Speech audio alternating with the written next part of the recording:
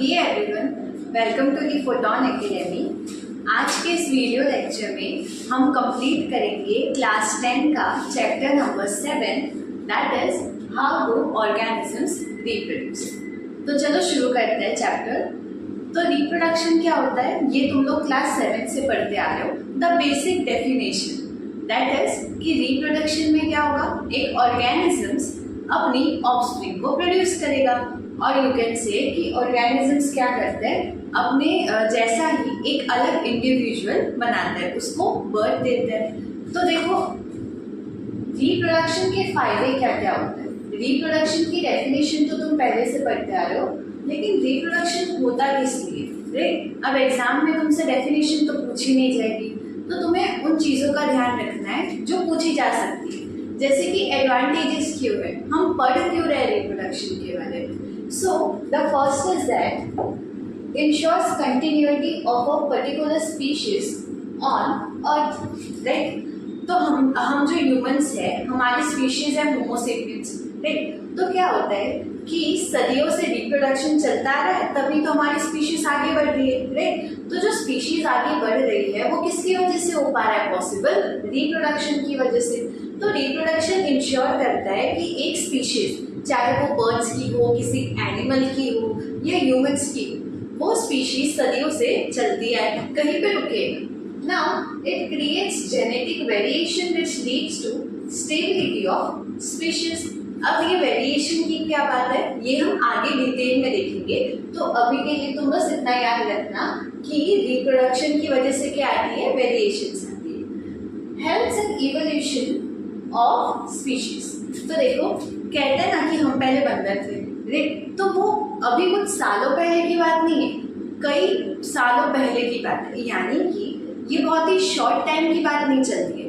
Evolution यानी कि क्या, कि बहुत ही लंबा समय था और उस समय से चेंजेस आते जा रहे हैं किसी चीज में, राइट। तो इवोल्यूशन क्या हुआ ऑफ ह्यूमन बींग्स, कि पहले कहा जाता था कि we were monkeys, chimpanzees, right. और फिर बहुत सालों तक चेंजेस आए और तब जाके हम किस में कन्वर्ट हो गए, ह्यूमन बींग्स में। तो वो भी किसकी वजह से हो पाया, रिप्रोडक्शन की वजह से, राइट।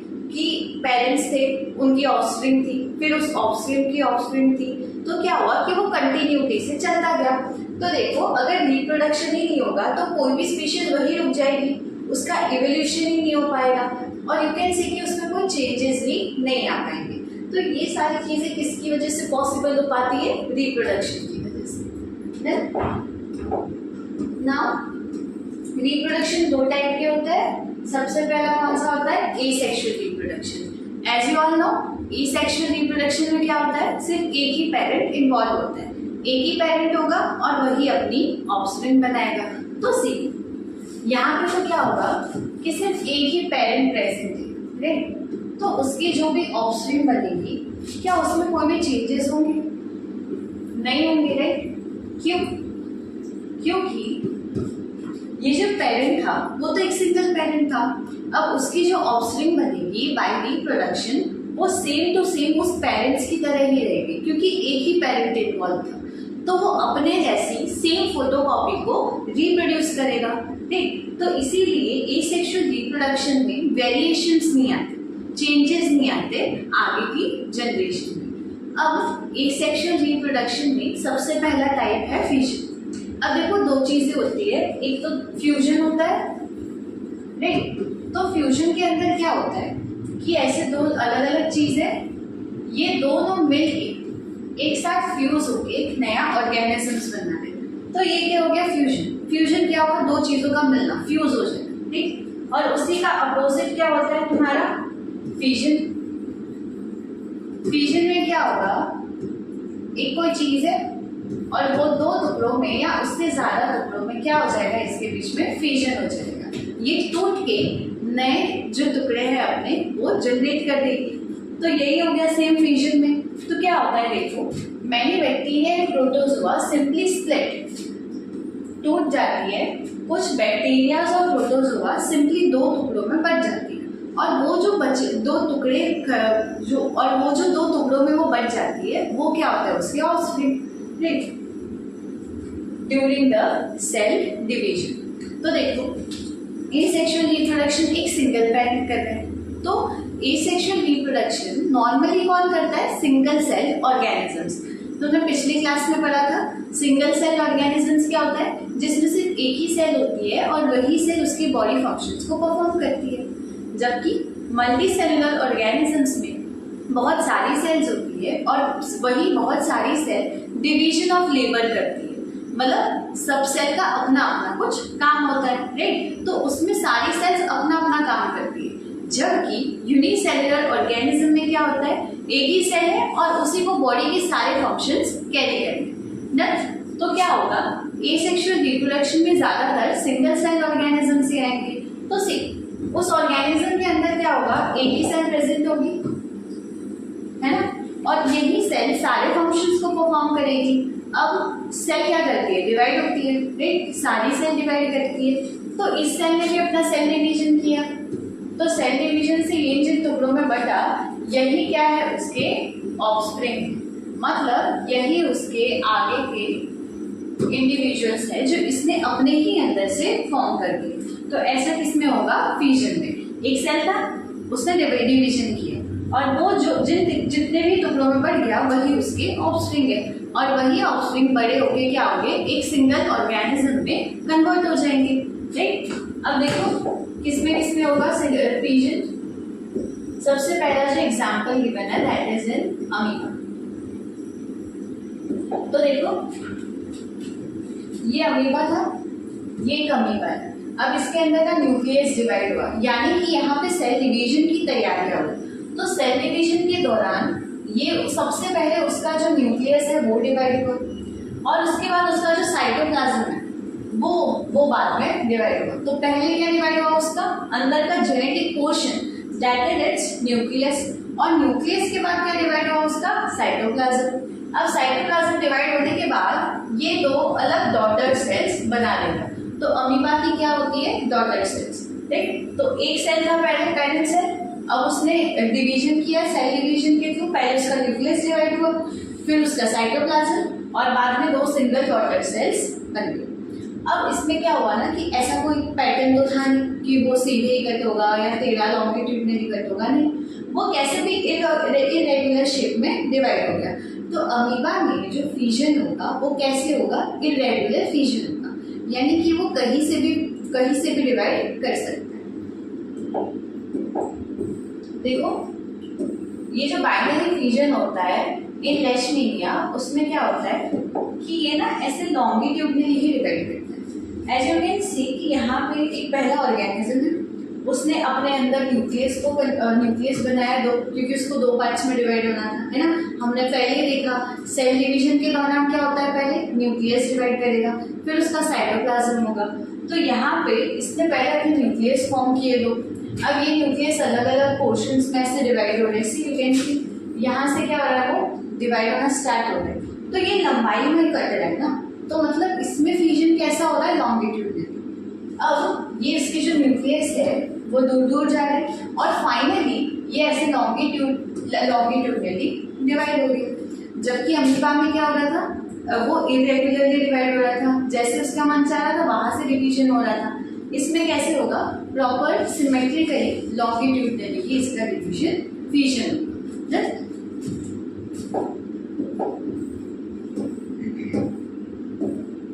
अब देखो यहाँ पे बताया मलेरियल पैरासाइट, जिसकी वजह से मलेरिया होता है, दैट इज प्लाज्मोडियम। तो प्लाज्मोडियम क्या होता है? पैरासाइट, यानी कि ये मलेरिया जो डिजीज है उसको कैरी करता है प्लाज्मोडियम, ठीक है? अब इसके अंदर क्या होता है? Multiple fusion. मल्टीपल यानी बहुत सारे पार्ट्स। फ्यूजन हमने देखा कि उसकी बॉडी थी और वो फ्यूजन कर करके स्प्लिट हो के डिवाइड हो गई। तो ये है मल्टीपल फ्यूजन। देखो इसमें बहुत सारी सेल्स दिख रही है अंदर, है ना? ये एक बड़ी सी सेल बॉडी है और इसके अंदर बहुत सारी सेल्स हैं। तो मतलब क्या हो रहा है कि इसमें जो डॉटर सेल्स है और यू कैन से कि इसकी जो ऑफस्प्रिंग बन रही है वो बहुत सारे नंबर में, राइट? तो मल्टीपल फ्यूजन में सिंपली क्या बताया गया है कि बहुत सारी सेल्स में वो एक ऑर्गेनिज्म डिवाइड हो जाएगा ना। तो प्लाज्मोडियम में मल्टीपल फ्यूजन।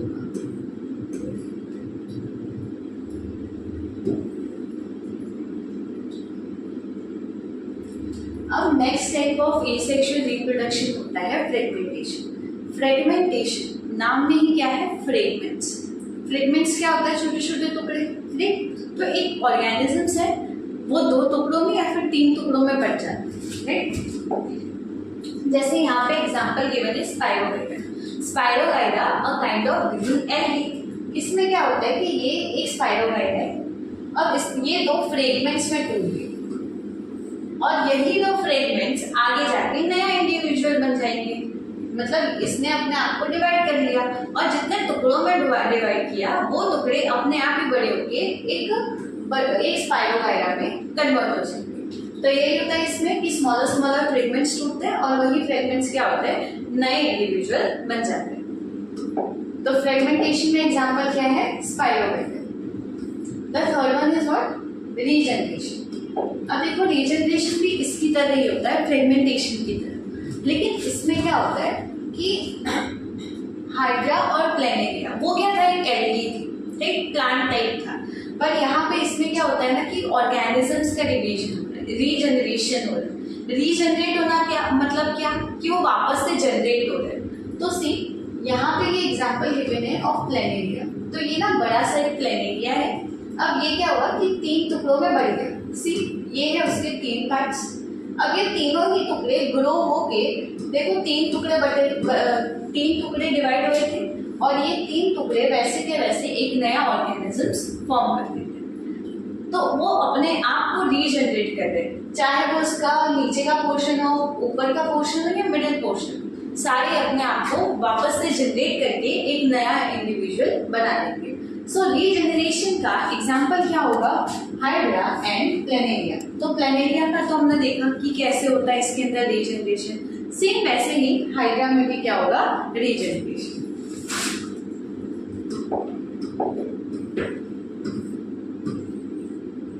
अब नेक्स्ट क्या होता है, बडिंग। बडिंग में किसका एग्जाम्पल होता है, हाइड्रा का। सी ये एक पेरेंट हाइड्रा है, राइट। थोड़ा पास देखा,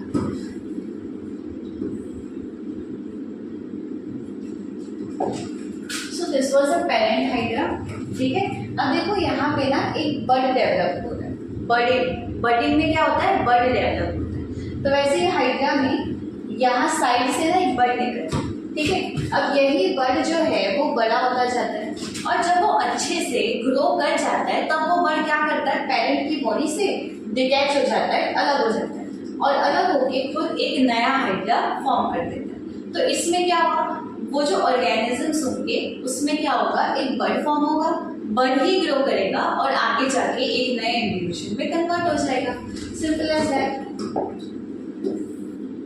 बडिंग का एग्जांपल है हाइड्रा। अब आती है वेजिटेटिव प्रोपगेशन। तो प्लांट में होता है vegetative propagation, that is a kind of asexual reproduction. इसमें क्या होता है कि जो प्लांट के रूट है, स्टेम्स है और लीव्स है वही डेवलप होते हैं इनटू अ न्यू प्लांट। मतलब जो प्लांट का रूट है, किसी प्लांट में क्या होता है कि उसका जो रूट है वही एक नए प्लांट को कन्वर्ट कर सकता है, ग्रो कर सकता है। वैसे ही किसी की स्टेम होती है ना। तो कोई नया प्लांट क्या होता है, फॉर एग्जाम्पल इन रोज में क्या करता है कि उसकी स्टेम को काट के, स्टेम अगर तुम अलग प्लांट मतलब उसको जो प्लांट कर दो तुम उसकी स्टेम को अलग से, तो वो स्टेम ही अपने आप नए प्लांट में कन्वर्ट हो जाती है। तो इसमें क्या होता है ना कि उस पर्टिकुलर प्लांट के पार्ट में इतनी पोटेंसी होती है कि वो एक नया प्लांट बना सकता है। तो वही क्या हो गया तुम्हारा वेजिटेटिव प्रोपगेशन।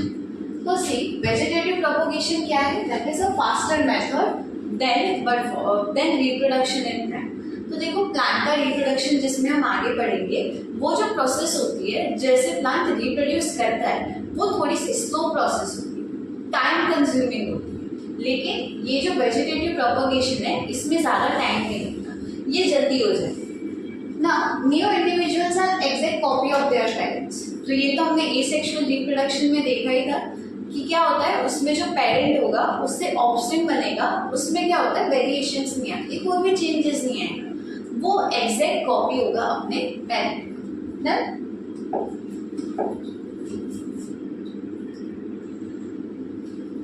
अब देखो इसमें एग्जांपल गिवन है in your text book, that is of bryophyte.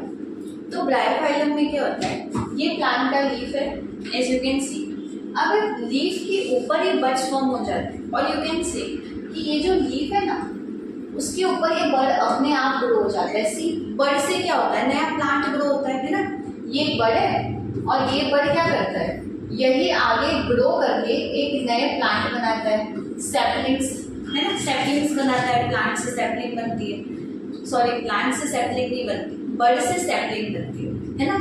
तो ब्रायोफाइलम में क्या होता है कि उसका लीफ है, ब्रायोफाइलम में उसका वेजिटेटिव प्रोपोगेशन करने वाला पार्ट क्या है, उसका लीफ।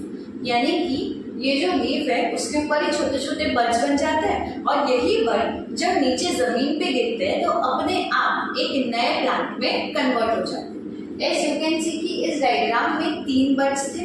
अब ये तीनों ही जब जमीन पे गिरेंगे तो 3 अलग अलग प्लांट्स में कन्वर्ट हो जाएंगे। Done. So this is your vegetative reproduction. अब आता है स्पोर फॉर्मेशन। देखो स्पोर फॉर्मेशन किसमें हो रहा है, राइजोपस। एग्जाम्पल क्या गिवन है, राइजोपस। तो सी राइजोपस जो होगा उसके अंदर क्या होगा ना, स्पोरेंजिया। स्पोरेंजिया में क्या होता है, स्पोर्स प्रेजेंट होते हैं। देखो डायग्राम पे तो देखो या ये क्या है उसका, स्पोरेंजिया और यू कैन से स्पोरेंजिया, ठीक है।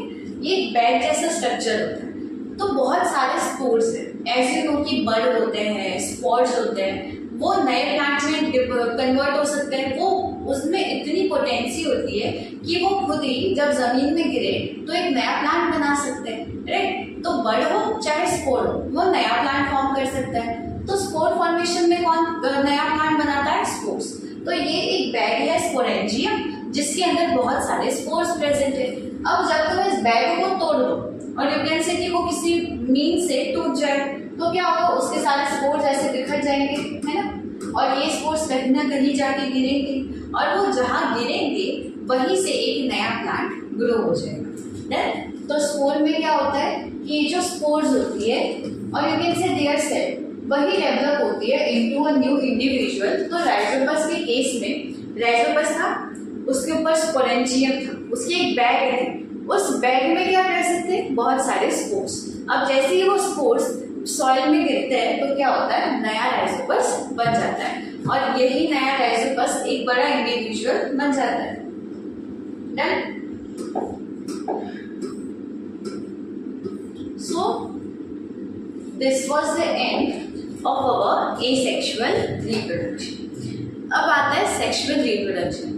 सेक्सुअल रिप्रोडक्शन में क्या होता है, 2 पेरेंट इन्वॉल्व होते हैं, एक मेल और एक फीमेल, और वो मिलके एक नया ऑफस्प्रिंग, एक नया इंडिविजुअल बनाते हैं। तो सी अब वेरिएशन वाली बात जो हमने पढ़ी थी इन एडवांटेजेस ऑफ रिप्रोडक्शन, वो एक्चुअली होता क्या है। तो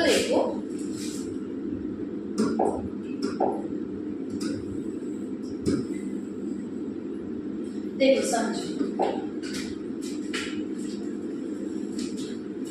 ये होती है हमारी सेल, राइट।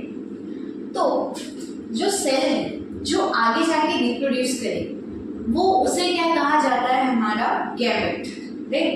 तो देखो एक मेल गैमेट होगा, एक फीमेल गैमेट होगी, है ना।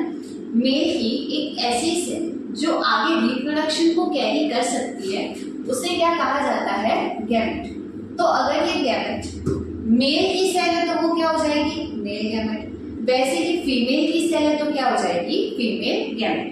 यानी कि सिंपली इतना याद रखो, तुम्हारी बॉडी में बहुत सारे सेल्स हैं, राइट। अब उसमें से ऐसी एक स्पेसिफिक सेल होती है जो रिप्रोडक्शन करवाने में हेल्प करती है, वही सेल होती है एक लौती जो कि आगे रिप्रोडक्शन करवाएगी, उसको हम क्या कहेंगे, गैमेट। अब सेल के अंदर क्या होता है, क्रोमोसोम, सॉरी ये तो डीएनए हो गया, ये थी सेल। अब सेल के अंदर क्या होता है तुम्हारा, क्रोमोसोम्स, राइट। ये होता है क्रोमोसोम, है ना। क्रोमोसोम के ऊपर इस पोर्शन पे क्या प्रेजेंट होता है, बहुत सारे डीएनए प्रेजेंट होते हैं, है ना। और ये जो डीएनए है उसकी एक स्पेसिफिक साइट पे क्या प्रेजेंट होता है, तुम्हारा जीन। और जीन क्या करता है, जीन्स क्या होता है स्पेसिफिकली, जो तुम्हारी हेरिडिटी को परफॉर्म करते हैं। जो कैरेक्टर्स तुम्हें तुम्हारे पेरेंट्स से मिलते हैं वो किसकी वजह से मिल पाते हैं, जीन्स की वजह से, राइट। तो जीन के अंदर ना इंफॉर्मेशन होती है, जीन जो होते हैं वो इंफॉर्मेशन को कैरी करते हैं। फॉर एग्जाम्पल मान लो कि तुम्हारी नोज की शेप कैसी होनी चाहिए, whether it should be sharp और it should be bigger than its size. तो ये सारी जो इंफॉर्मेशन है कि नया ऑर्गेनिज्म कैसा बनेगा वो कौन डिसाइड करता है, जीन। तो जीन के पास वो इंफॉर्मेशन है, ठीक है, कि आगे जो ऑफस्प्रिंग बनने वाला है ना वो कैसा होना चाहिए, उसकी नाक कैसी होनी चाहिए। तो मान लो कि इंफॉर्मेशन कैरी कर रहे हैं कि उसकी नाक कैसी होनी चाहिए, स्लिम होनी चाहिए। तो इसके अंदर जो इंफॉर्मेशन स्टोर है और वो मेल पेरेंट के अंदर है, ठीक है। मान लो कि ये जो गैमेट है ना वो गैमेट क्या है, मेल गैमेट है, ठीक है। तो ये फादर की नोज कैसी थी, स्लिम थी, राइट। तो उनके अंदर का जो जीन था that is for a slim nose person, right, कि आगे जो भी ऑफस्प्रिंग बनेगा उसकी नोज भी कैसी होगी, स्लिम होगी। तो वो इंफॉर्मेशन कौन कैरी करता है, जीन। डन। तो ये स्टेप्स होता है कि सेल के अंदर क्या होगा, सेल के अंदर प्रेजेंट होगा क्रोमोसोम, कहाँ पे, न्यूक्लियस के अंदर, राइट। ये जो सेल थी उसमें न्यूक्लियस था, न्यूक्लियस में क्या था तुम्हारा, क्रोमोसोम, क्रोमोसोम पे क्या था, डीएनए, और डीएनए के इस पोर्शन पे क्या प्रेजेंट होता है, जीन प्रेजेंट होते हैं, राइट। तो देखो क्या होता है कि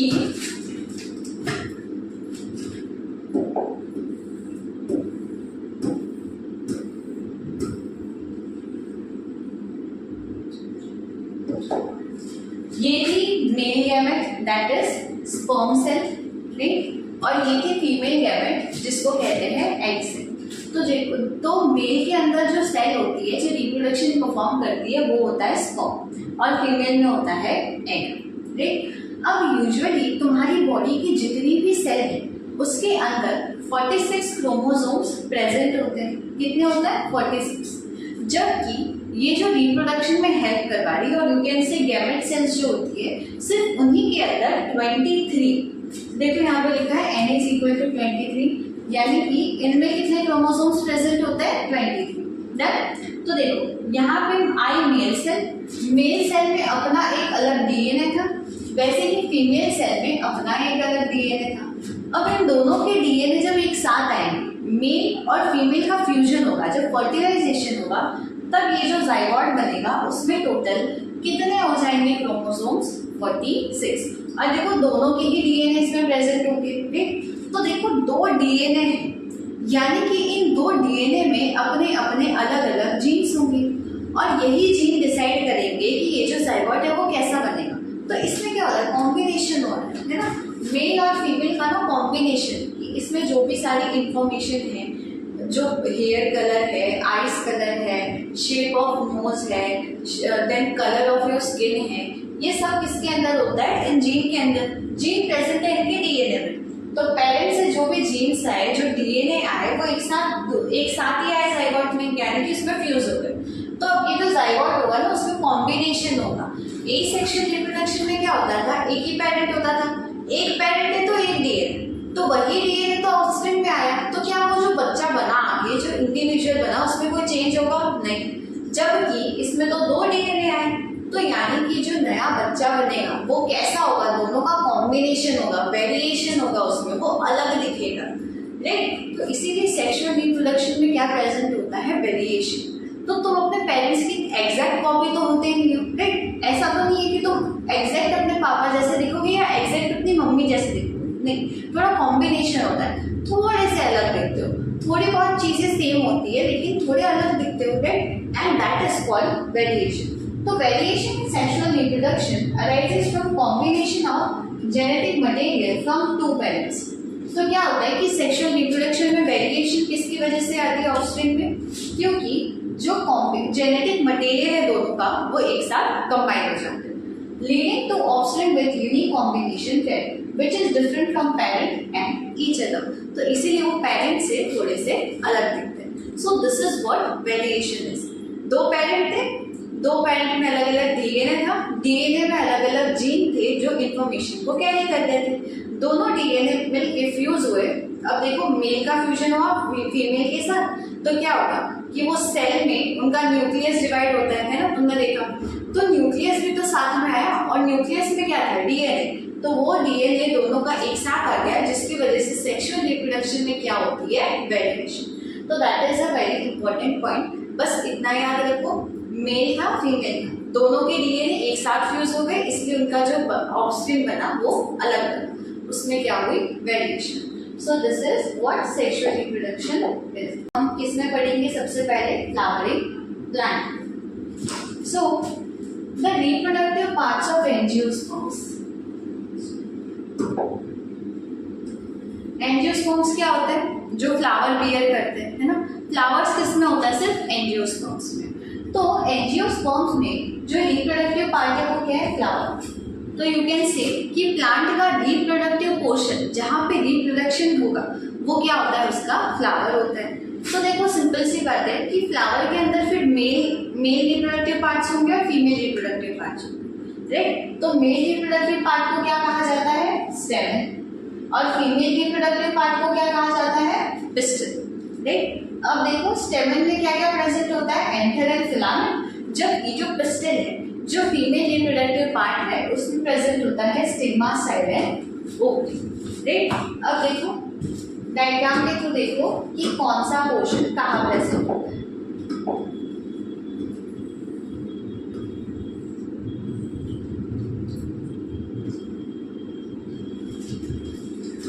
तो ये एक फ्लावर है। अब देखो उसका जो मेन पार्ट है दैट इज इट्स स्टेमन, वो ये रहा। इसमें दो चीजें होती है, देखो ये वाला जो पार्ट है this is male reproductive part called स्टेमन। उसमें ये जो ऊपर ऐसे लोब जैसे स्ट्रक्चर दिख रहा है ऊपर, वो क्या है, उसका एंथर। और ये जो लंबी सी ऐसे डंडी तुम्हें दिख रही है वो क्या है, इसका फिलामेंट। अब वैसे ही जो पिस्टल है, ये देखो ये जो सबसे बड़ा पोर्शन है ना, ये मिडल में जो प्रेजेंट है वो क्या है, female reproductive part called pistol. अब देखो पिस्टल में जो सबसे ऊपर का पोर्शन है वो क्या है, उसका स्टिग्मा, ये है उसका स्टिग्मा। और वैसे ही ये जो लंबी सी डंडी है जो इसको नीचे तक पहुंचा रही है दैट इज इट्स स्टाइल। नीचे की साइड क्या है उसकी, ये बड़ी सी ओवरी, और ओवरी के अंदर ये जो छोटे छोटे दिख रहे हैं ये क्या प्रेजेंट है, उसके ovaries. So this is what female reproductive part called pistol, right. और ये तो फूल की पत्तियां होती है, राइट, पेटल। और ये जो नीचे छोटा सा ऐसे ग्रीन कलर का पोर्शन निकला होता है उसको क्या कहा जाता है, सेपल, राइट। तो मेल रिप्रोडक्टिव पार्ट क्या है, दिस स्टेमन। स्टेमन में क्या होता है, ऊपर का पोर्शन एंथर, नीचे की जो उसकी डंडी है वो क्या है, फिलामेंट है, राइट। अब वैसे फीमेल रिप्रोडक्टिव पार्ट है, उसके ऊपर का पोर्शन क्या होता है, स्टिग्मा। अब जैसे इसमें फिलामेंट था, फीमेल में क्या होती है, स्टाइल होती है कि वो इतने स्टाइल से खड़ी है, राइट। ऐसे याद रखो कि जो फीमेल है वो कितने स्टाइल में खड़ी है, तो उसका वो क्या हो गया, स्टाइल। जो ऐसे लंबा सा पोर्शन है वो है उसका स्टाइल। नीचे एक बड़ी सी ओवरी, ओवरी के अंदर छोटे छोटे ओवरीज। तो this is the reproductive portion in a flower.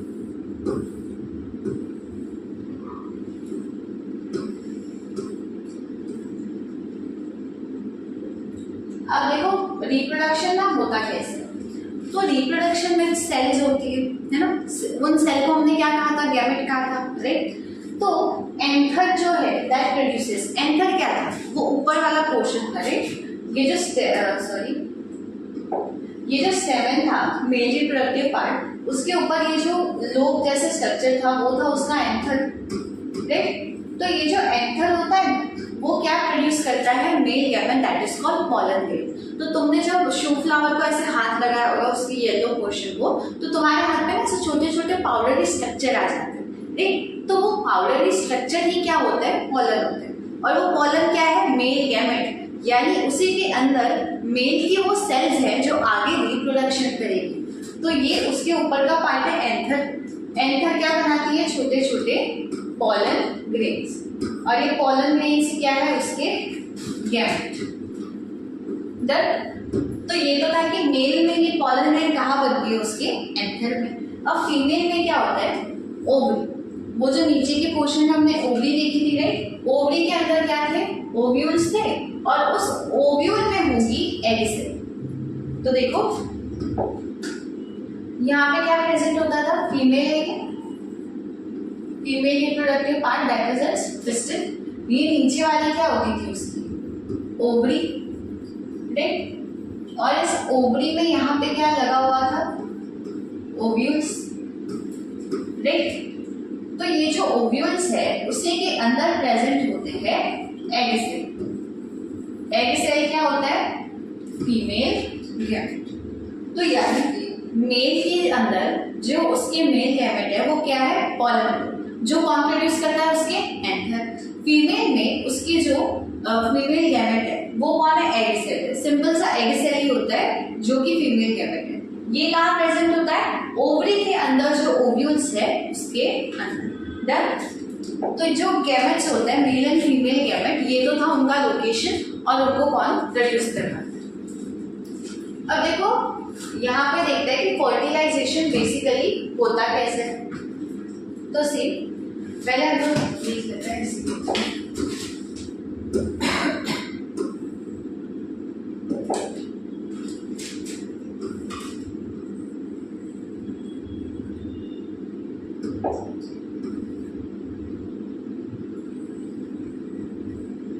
तो ये ना स्टेमन है मेल रिप्रोडक्टिव पार्ट, और ये है फीमेल की पिस्टल।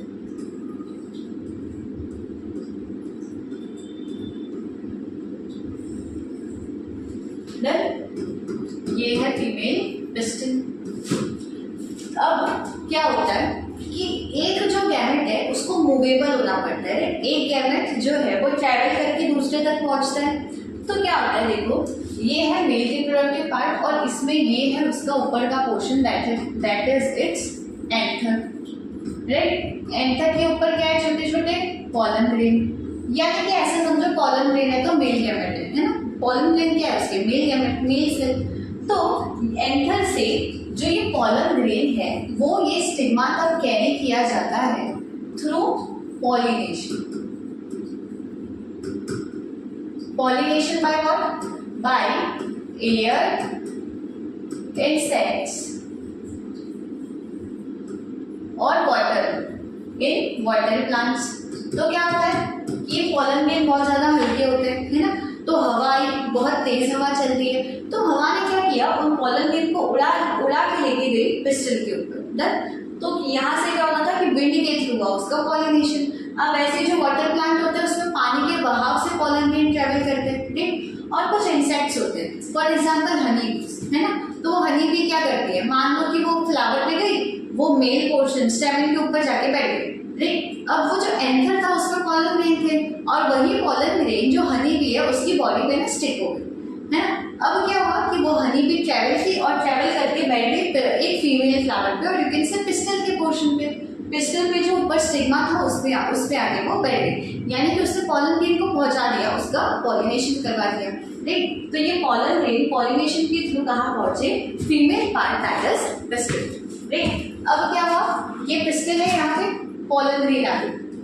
तो ये जो पिस्टल है, पिस्टल के ऊपर ये कौन सा पार्ट है उसका? Stigma, right. तो ये जो स्टिग्मा है उसने ना एक पॉलन ग्रेन को एक्सेप्ट किया। अब देखो क्या होगा कि ये पॉलन ग्रेन अब यहाँ तक कैसे पहुंचेगा? यही पे है ना, फीमेल गैमेट तो नीचे प्रेजेंट है और पॉलन अब कहाँ तक पहुंचा? ऊपर वाले पार्ट तक, स्टिग्मा तक पहुंचा। तो क्या होगा कि ये क्या होती है? फीमेल की पिस्टल की स्टाइल।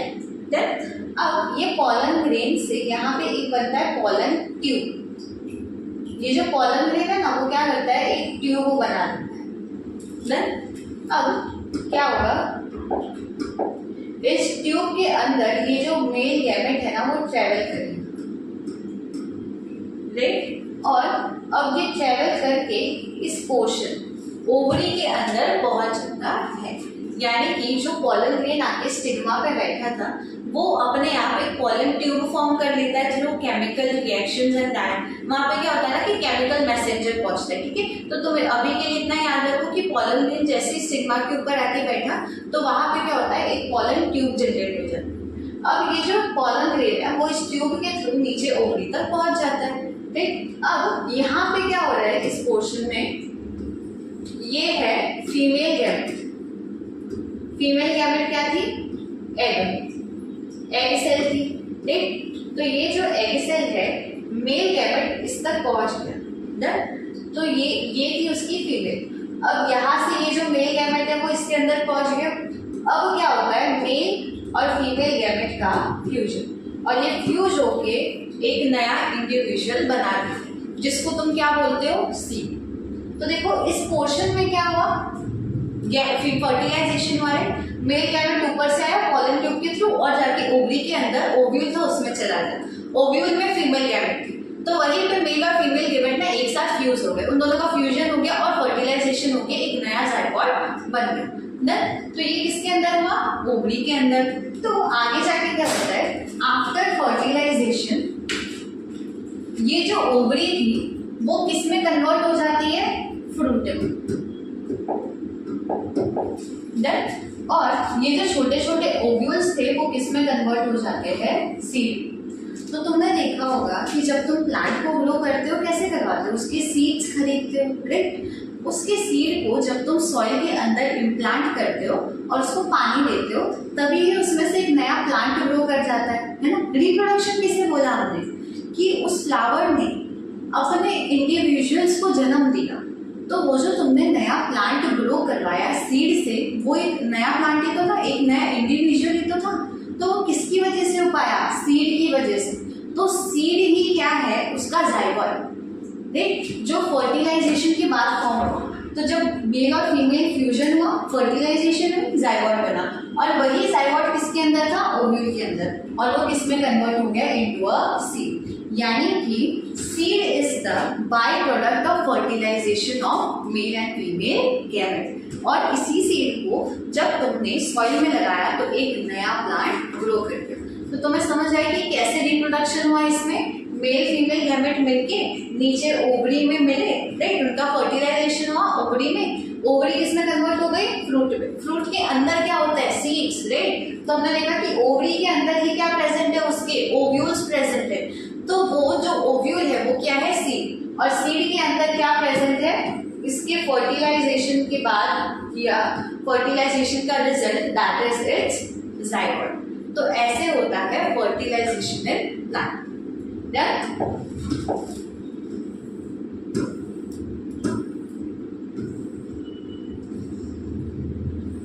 देखो एक बार इसके को रिवाइज कर लेते हैं। तो क्या हुआ, पॉलन जो थी,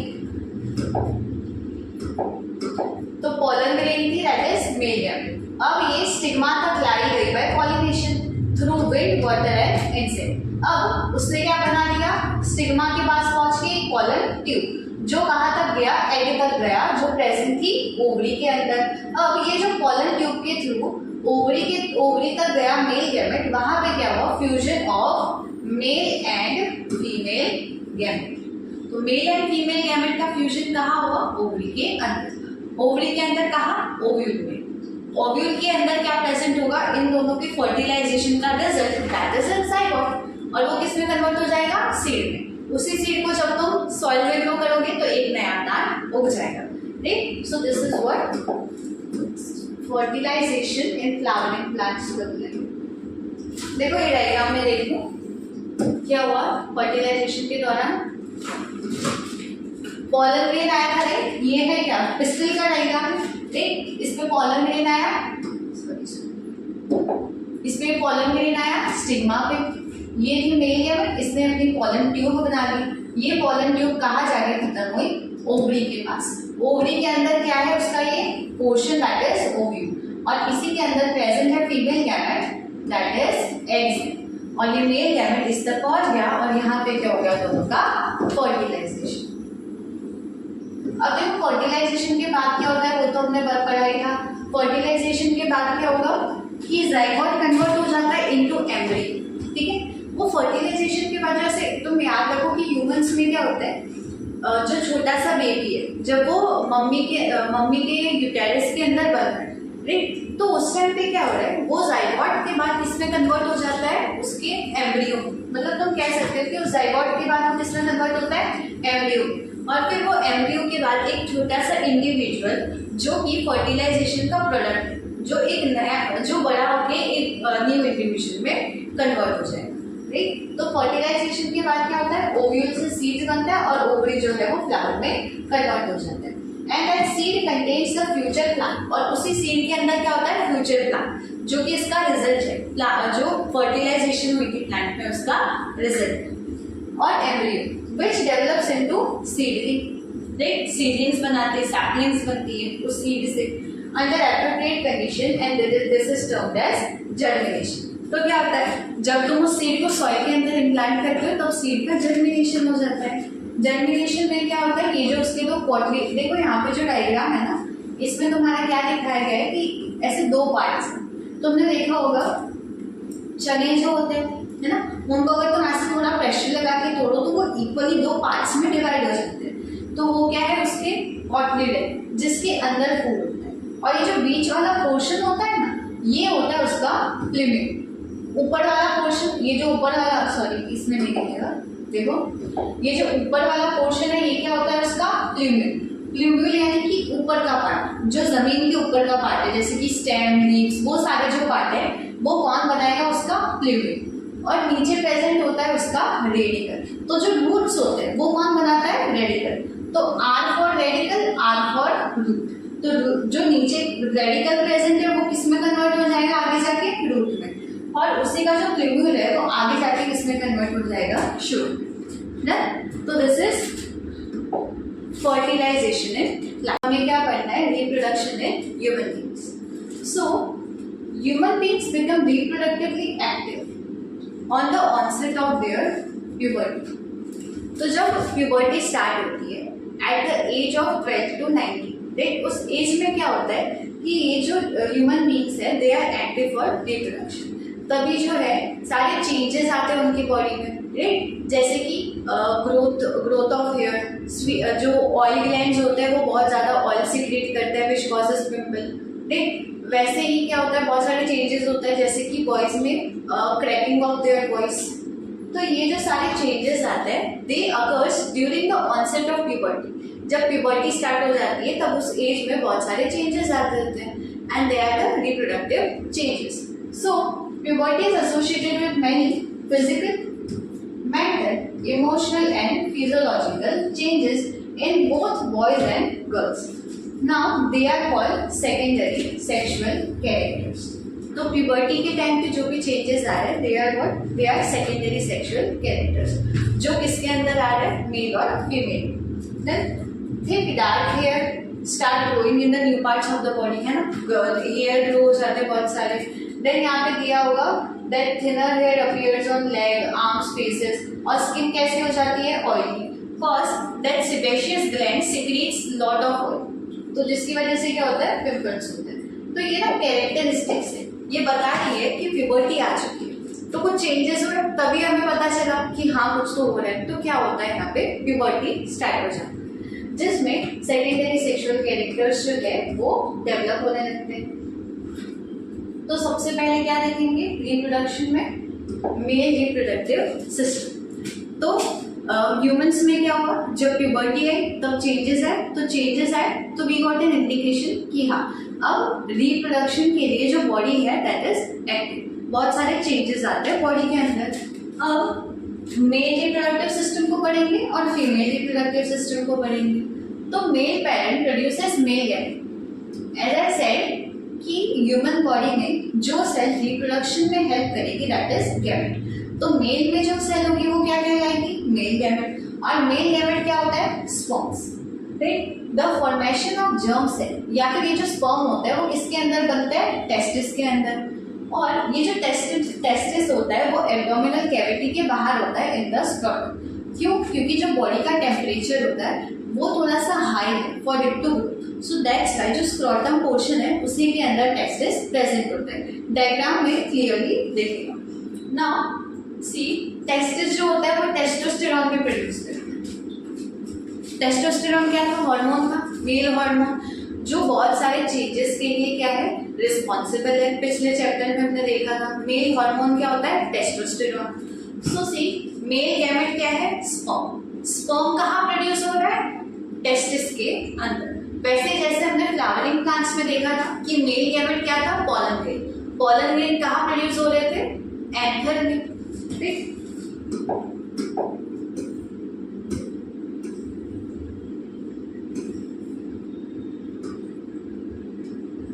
तो डायग्राम में दिख जाएगा, देखो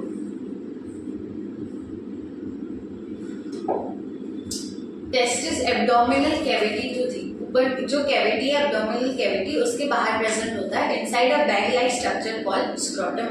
ठीक, तो ये है यहाँ पे टेस्टिस।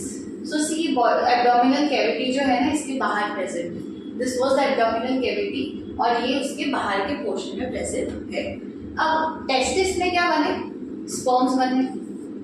राइट, अब स्पर्म्स बने तो वो कैरी करके लेके जाने के लिए कुछ होना चाहिए, है ना। तो वहां पे ट्यूब लाइक स्ट्रक्चर, ऐसे ना ऐसे ट्यूब होगा जिसको क्या कहा जाता है, वासा डिफरेंस, और you can say vas deferens, है ना। ये होता है ट्यूब लाइक स्ट्रक्चर। तो ये जो स्पर्म इसमें जनरेट हुए वो इस रूट के थ्रू यूरेटर के ऊपर से होते हुए कहाँ पहुंच जाते हैं, इनसाइड द यूरेथ्रा।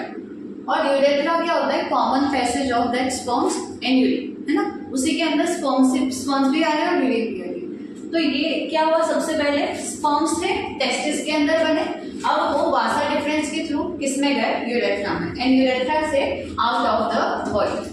राइट, अब बीच बीच में क्या प्रेजेंट होते हैं, कुछ ग्लैंड प्रेजेंट होते हैं। पिछले चैप्टर में हमने पढ़ा ग्लैंड्स क्या होते हैं, एंडोक्राइन सिस्टम के, जो कुछ ना कुछ सिक्रीट करते हैं।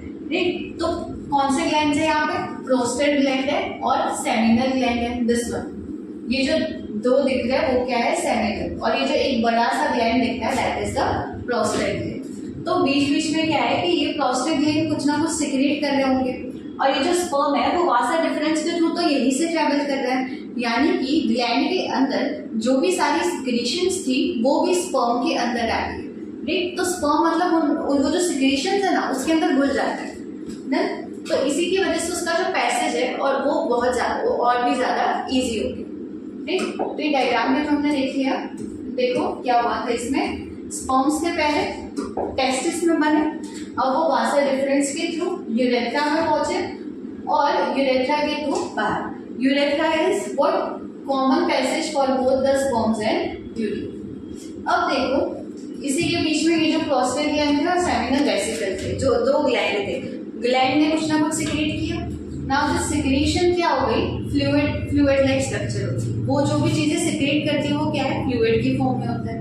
अब वो फ्लूइड है तो क्या हुआ, स्पर्म तो वहां से पास हो ही रहा था, वो फ्लूइड था, अब फ्लूइड के अंदर स्पर्म्स भी एंटर कर गए। ठीक, तो वो ना एक फ्लूइडी स्ट्रक्चर बन गया जिसके अंदर क्या प्रेजेंट होता है, स्पर्म।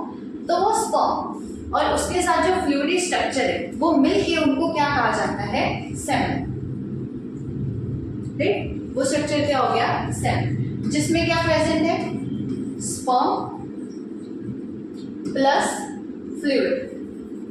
जो फ्लूइड कहाँ से सिक्रीट हुआ था, थ्रू द बोथ ग्लैंड्स, जो कि क्या है, प्रोस्टेट एंड सेमिनल ग्लैंड। ये था स्पर्म का स्ट्रक्चर, सिंपली इसकी टेल होती है ना, दिस वाज व्हाट, टेल होती है, जिसकी वजह से क्या कर पाते हैं, मूवमेंट, है ना। मेल गैमेट फीमेल गैमेट तक किसकी वजह से पहुंच पाता है, थ्रू दिस इट्स टेल। आगे की साइड क्या प्रेजेंट होगा, ये head, and this would be its middle portion. Then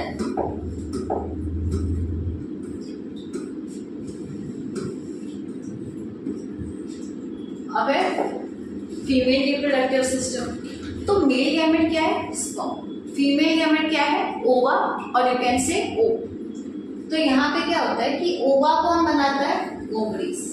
female में जो ओवरीज प्रेजेंट होती है वो क्या बनाती है, ओवा। अब when a girl is born the ovaries already contain thousands of immature egg. तो जब फीमेल फोइटस जो होती है, जो फीमेल फोइटस है, जब वो मम्मी की जो मदर है उनके यूटेरस के अंदर है, तभी ही उसके अंदर थाउजेंड्स ऑफ क्या होता है कि एग्स जो इमेच्योर फॉर्म है, इमेच्योर फॉर्म में क्या हो जाता है, पहले से उसके अंदर आ जाते हैं। तो फीमेल में क्या हुआ, जब वो जायगोट के फॉर्म में थी तभी ही ओवरी से बहुत सारे ओवम, इमेच्योर ओवम्स बना के रखे थे, थाउजेंड्स ऑफ ओवम, राइट। अब क्या होता है कि जब प्यूबर्टी आती है, वी हैव सीन कि प्यूबर्टी के बाद क्या होता है, सेकेंडरी चेंजेस आते हैं, राइट। तो प्यूबर्टी में जो सेल्स है जो पहले से जनरेट हो चुके थे बाय ओवरीज, वो प्यूबर्टी के आते ही क्या हो जाते हैं, मैच्योर। जब बर्थ के टाइम पे कैसे थे वो एग सेल्स, इमेच्योर थे, right. Now one egg is produced every month by one of the ovaries. तो ओवरीज फीमेल बॉडी में कितनी प्रेजेंट होती है? 2 होती है, राइट। तो हर महीने एक एक ओवरी, एक एक ओवा जो है वो सिक्रेट करती है, राइट। तो this is the female ovary, sorry female ovary के अंदर जो ओवा सेल था वो है, मतलब ये जो फीमेल सेल है वो सिंपली सर्कुलर होता है। स्पर्म कैसा था? उसके पास हेड थी, टेल थी और मिडिल पोर्शन था, जबकि फीमेल ओवा जो है वो सिंपली सर्कुलर सेल की तरह ही दिखता है। This is female reproductive system.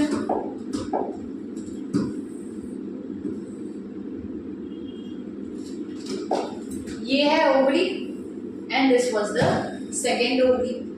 अब ये ओवरी में क्या प्रोड्यूस होता है? ओवम सेल जो होती है वो प्रेजेंट होती है। अब ये किसके थ्रू ट्रैवल करेगी? यहाँ पे फैलोपियन ट्यूब के थ्रू। सी ये जो ट्यूब लाइक स्ट्रक्चर है जो इसको कनेक्ट कर रहा है into the uterus, that is known as fallopian tube. तो ये जो फैलोपियन ट्यूब है उसके थ्रू ये जो ओवरीज है वो किसके अंदर रीच आउट होती है? Into the uterus. Then uterus की जो ओपनिंग होती है दैट वाज इज वजाइना, और वजाइना के ऊपर प्रेजेंट होता है उसका सर्विक्स पोर्शन। सी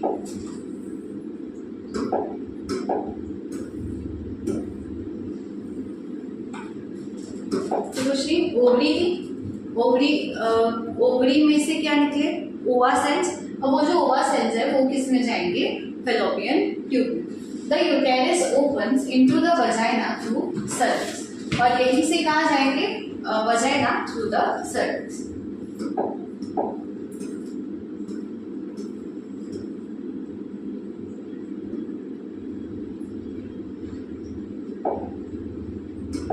नाउ सी इस डायग्राम में देख लेते हैं पहले हुआ कैसे। रिप्रोडक्शन के टाइम क्या होगा?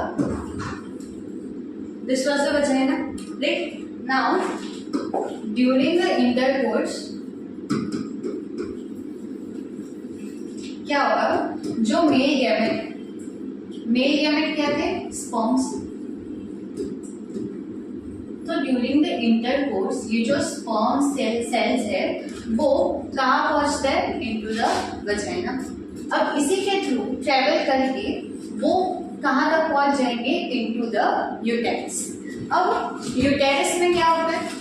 यहाँ से फीमेल सेल आई थी और यहाँ से बाहर से कौन आए? Male cells. तो यहाँ पे क्या हो जाता है? दोनों सेल्स का fertilization, right. Fusion of male and female gamete कहाँ पे हुआ? At the junction of vagina. और यही पे क्या होता है? जाइगोट फॉर्म होता है, और फीमेल्स जो है वो जो जाइगोट है उसको कैरी करती है इनसाइड देयर यूटेरिस, राइट। तो क्यों यूटेरिस के अंदर होता है? क्योंकि फर्टिलाइजेशन जो है of male and female gamete वो यूटेरिस के अंदर ही हुआ होता है। तो यूटेरिस में क्या होता है? फर्टिलाइजेशन। फर्टिलाइजेशन से क्या बना? जाइगोट। तो जाइगोट कहाँ पे डेवलप होगा? Inside the uterus of female.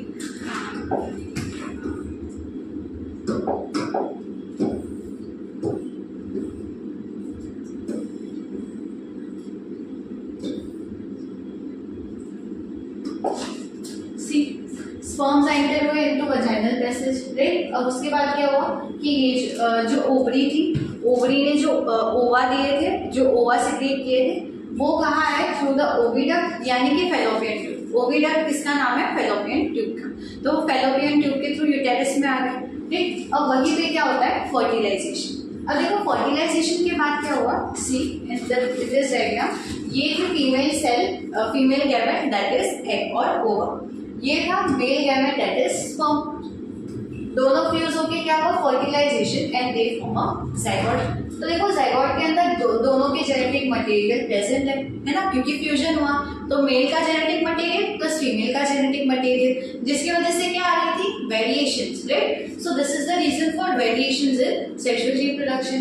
अब ये जो जाइगोट है वो आगे डेवलप किसमें हो जाता है? इनटू अ एम्ब्रियो, और फिर एम्ब्रियो से क्या बनता है? Foetus, right. Now the lining thickens and is richly supplied with blood to nourish the growing embryo.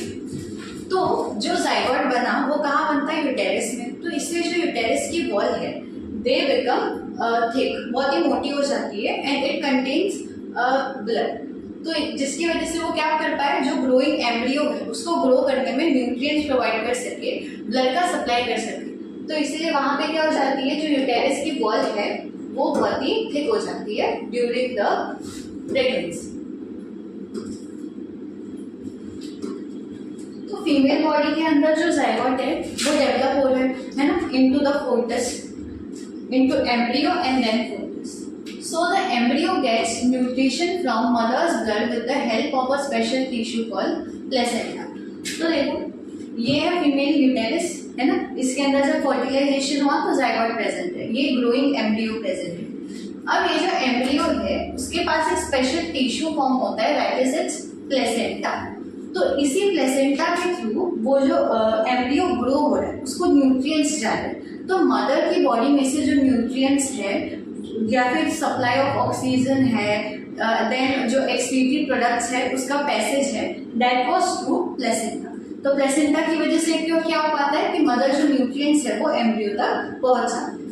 Now it contains villi on the embryo side of the tissue. तो यहाँ पे क्या प्रेजेंट है, देखो ये किस पोर्शन में प्रेजेंट है, इसमें ना बहुत सारे छोटे छोटे विलाई है, ऐसे विलाई है। विलाई कहाँ प्रेजेंट है, स्मॉल इंटेस्टाइन में देखा था हमने, डाइजेस्टिव सिस्टम में, राइट। तो जब विलाई ऐसे प्रेजेंट होता है तो इसकी वजह से क्या होता है, लार्ज सरफेस एरिया, ठीक। तो जब लार्ज सरफेस एरिया होगा तो उसमें क्या होगा कि ज्यादा न्यूट्रिएंट्स प्रेजेंट होंगे, ठीक, मतलब ज्यादा जगह हो पाएगी। तो प्लेसेंटा में क्या प्रेजेंट होता है, विलाई लाइक स्ट्रक्चर, जिसकी वजह से उसका सरफेस एरिया इंक्रीज हो जाता है। The development of child inside the mother's body take approximately 9 month. तो ये जो एम्ब्रियो है उसके डेवलपमेंट में टोटल कितने मंथ्स लगते हैं, 9। तब वो फुल्ली डेवलप हो चुका होता है इनटू अ फोर्टस। तो first of all at the time of fertilization वो क्या था, जाइगोट। जाइगोट से उसका डेवलपमेंट होता रहा फीमेल बॉडी के अंदर और वो किस में कन्वर्ट हो जाता है, एम्ब्रियो में। Then at last it get develops into foetus at the time interval of 9 months। The child is born as a result of rhythmic contraction of muscle in the uterus. जब 9 months पूरे हो जाते हैं तब uterus में क्या होता है, रिदमिक कॉन्ट्रैक्शन होता है। कॉन्ट्रैक्शन की वजह से क्या होता है, the birth of child. So this is fertilization in humans। अब देखो क्या होता है, फीमेल्स में क्या हुआ था, ओवरी से एग सेल्स बने थे, राइट, फीमेल गैमेट फॉर्म हुए थे। अब क्या होगा, अगर फर्टिलाइजेशन ही नहीं हुआ तो वो जो ओवा रिलीज हुआ होगा ओवरी में से उसका क्या होता होगा। तो see what happens there, that if the egg is just not fertilized it lives for about 1 week। तो जब एग निकला ओवरी में से और फर्टिलाइजेशन जब नहीं हुई तब क्या हुआ कि वो ना अपने आप डिसअपीयर हो जाता है, वो अपने आप खत्म हो जाता है विद इन 1 or 2 days। देन यूटेरस ने तो देखो तैयारी करके रखी थी, यूटेरस की जो लाइनिंग थी वो बहुत ज्यादा थिक हो जाती है एंड इट कंटेन्स ब्लड, है ना। क्यों चाहिए, क्यों ऐसा हुआ था, क्योंकि जब फर्टिलाइजेशन होगी और जो जाइगोट बनेगा इनसाइड द यूटेरस तो वो जो जाइगोट है उसकी डेवलपमेंट के लिए वहां पे क्या प्रेजेंट होती थी, यूटेरस में लाइनिंग्स प्रेजेंट होती थी विच कंटेन्स ब्लड। तो यूटेरस ने तो अपने आपको पहले से रेडी करके रखा है फॉर द प्रेगनेंसी कि हाँ जाइगोट का आप डेवलपमेंट करवाना है। लेकिन जब फर्टिलाइजेशन नहीं हुई, जब मेल गैमेट और फीमेल गैमेट फ्यूज ही नहीं हुए तो क्या होगा कि वो जो यूटेरस की वॉल थी वो धीरे धीरे ना क्रैक करने लग जाएगी, अपने ब्लड को शेड आउट कर देगी एंड उसकी वजह से क्या होता है, menstruation, right. So when fertilization does not take place तो वो जो लाइनिंग थी वो धीरे धीरे ब्रेक होने लग जाती है और उसका जो blood that came through the vagina, तो वजाइना के थ्रू वो जो ब्लड है वो बाहर आने लगता है, जिसकी वजह से क्या होता है, menstruation in female that last for 2 to 8 days। तो यूटेरस की लाइनिंग थिक हो गई थी, जब फर्टिलाइजेशन नहीं हुआ तब क्या हुआ कि वो जो लाइनिंग है वो धीरे धीरे ब्रेक डाउन होने लगी। ब्रेकडाउन की वजह से उसके अंदर जो ब्लड प्रेजेंट था वो ब्लड जो है वो धीरे धीरे वजाइना के थ्रू बाहर आने लगा and that is called menstruation. तो menstruation is the result where fertilization does not occur। Now the last topic of this chapter is reproductive health। तो हमने इसमें क्या क्या पढ़ा होता, asexual reproduction कैसे होता है in single cellular organisms, then plant में reproduction कैसे होगा, then we came across how do reproduction take place in human। Now there are certain steps towards the reproductive health।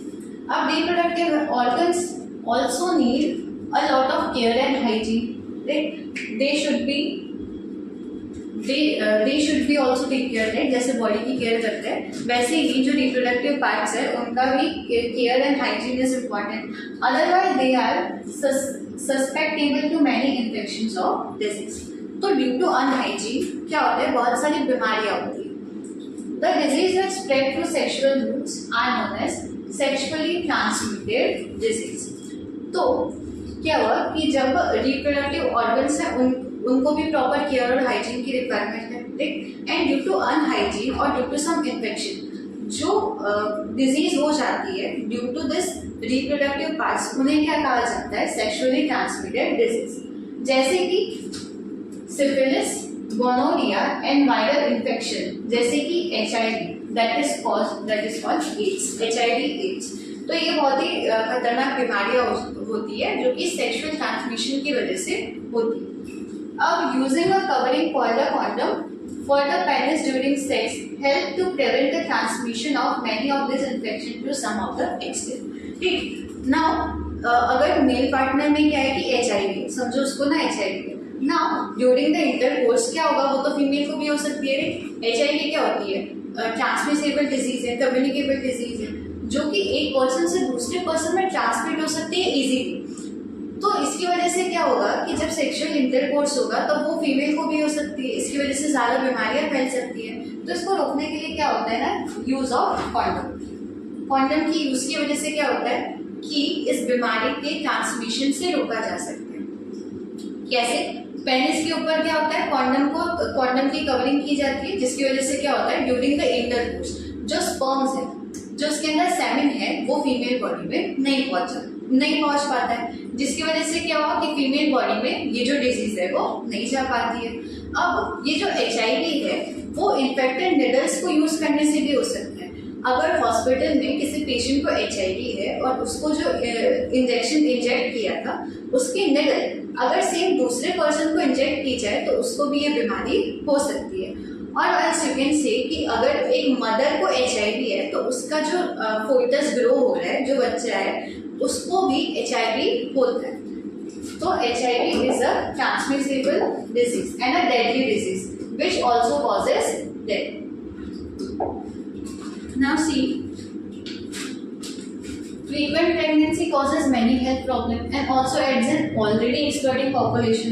Right? So क्या होता है, कभी कभी there was unwanted pregnancy, है ना। एक तो पॉपुलेशन इतनी बढ़ रही है तो we need some measures for inhibiting population. तो क्या होता है, जो अनवांटेड प्रेगनेंसी होती है उनको भी रोका जा सकता है through the contraceptive methods.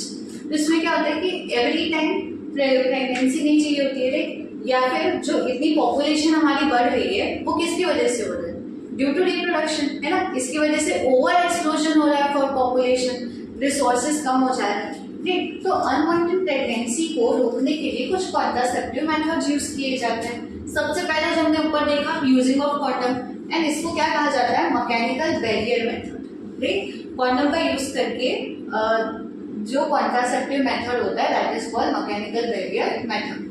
Second is a chemical method, use of pills. Chemical method में क्या होगा, मेडिसिन का यूज करना। तो वो पिल्स अगर फीमेल ले ले तो क्या होगा कि प्रेगनेंसी डिले हो जाती है। Then use of contraceptive devices called copper T. तो कॉपर टी क्या होता है ना, डिवाइसेस होते हैं जिनको बाय डॉक्टर्स और नर्सेस यूटेरस के अंदर प्लेस करवा दिया जाता है, जिसकी वजह से क्या होता है कि प्रेगनेंसी होती है।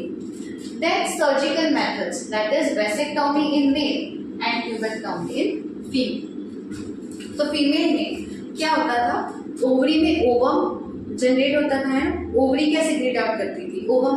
अब वो ओवम फैलोपियन ट्यूब के थ्रू यूटेरस तक पहुंचता था। तो सर्जिकल मेथड में जो सर्जरीज होती है उसमें क्या किया जाता है कि जो फैलोपियन ट्यूब है ना उसको यहाँ से कट कर दिया जाता है और उसको वहीं पे टाई अप कर दिया जाता है, जिसकी वजह से क्या होता है कि ओवरीज तो ओवरी ने तो प्रोड्यूस किया होगा लेकिन वो ओवम फैलोपियन ट्यूब के थ्रू यूटेरस तक पहुंच ही नहीं पाया, तो फर्टिलाइजेशन नहीं होगी, राइट। तो फीमेल में उसको क्या कहा जाता है, ट्यूबेक्टोमी। अब वैसे ही मेल में क्या होता है, टेस्टिस में स्पर्म्स प्रेजेंट होते हैं, राइट। अब वो जो स्पर्म्स है वो किसके थ्रू जाते हैं, वासा डिफरेंस की वजह से। अब वेसेक्टॉमी में क्या किया जाता है कि वो जो वेस्ट डिफरेंस है उसी को कट करके टाई अप कर दिया जाता है।